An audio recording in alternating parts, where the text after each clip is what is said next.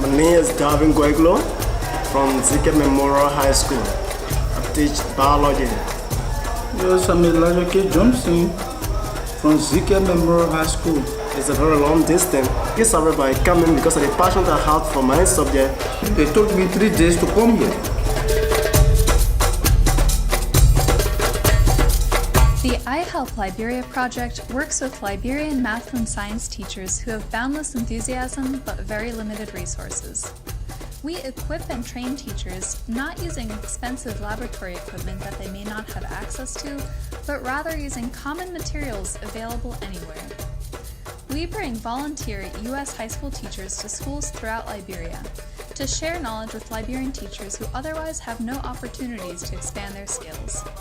Many of them don't even have formal training in the very fields they are expected to teach.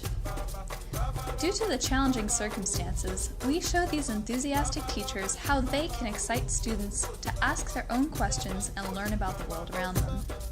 Last summer, we organized a teacher science fair in which participants presented their own independently done experiments.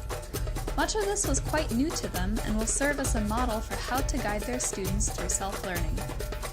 Working with the Liberian Ministry of Education, we have also started annual Math Olympiads and Science Bowl competitions. American student volunteers from Hunter College High School in New York City supply contest questions. The question is, what is the measure in degrees of each angle in an equilateral triangle? Founded at Hunter High School and inspired by Liberian science teacher Asamana Randolph, this year we celebrated 10 years of being a nonprofit organization. The I-HELP Liberia Project now needs your help to make our next STEM workshop happen. Please consider making a tax-deductible donation and helping us reach our goal. Thank you. Your determination to come here to help, poor teachers and people who are disadvantaged when it comes to learning is amazing, and I want to be grateful. Thank you.